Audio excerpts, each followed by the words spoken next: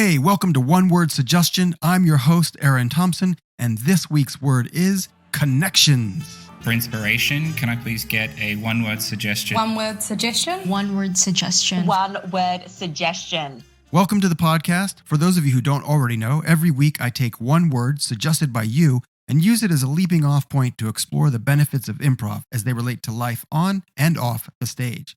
This week's word, connections, was suggested by Rosie. According to the world-renowned psychologist Abraham Maslow, all humans need to feel a sense of belonging and acceptance among social groups. In fact, he thought it was so important he put social belonging right in the middle of his famous hierarchy of needs. Maslow's idea of social connections includes friendships, intimacy, and family. And if you've ever been part of an improv class, then you already know the connections you make there can lead to all sorts of new friendships, a community that feels like, or in some cases feels even better than, family. And every once in a while, people do even find a bit of intimacy. In fact, one of our teachers recently got engaged in an LMA improv show, so you never know what kind of connections you'll make.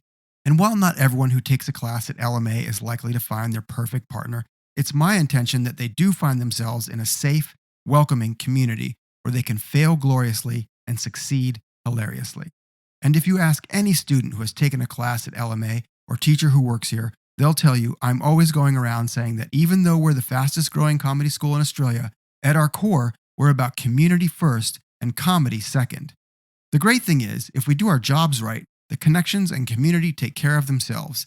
I see proof of this in every level 1 class we run, where a whole room full of complete strangers transforms into a group of great mates over 8 weeks, which I just think proves Maslow was right. All of us want to connect with others and find the easily found common ground. And when we realize that we're all more alike than we are different, man, that feels good. Creating this culture of community and connection is important for us as a school, but it's also important for any business that wants to succeed. If your people aren't able to communicate, collaborate, and move towards a shared agenda without ego and trust issues, let alone embracing each other's unique talents and abilities, you're only going to go so far. The Improv for Business workshops we run will help any company create a safe space where people feel wanted and respected, and adhere to an ensemble mindset where everyone has each other's backs. And when your teams feel connected with each other, it's more likely they'll be able to make real-world connections with your customers. And that's why I think our improv-based corporate training has been so successful. We deliver real ROI on any HR or L&D training budget, and we do it in a way that's fun and without any PowerPoint or trust falls.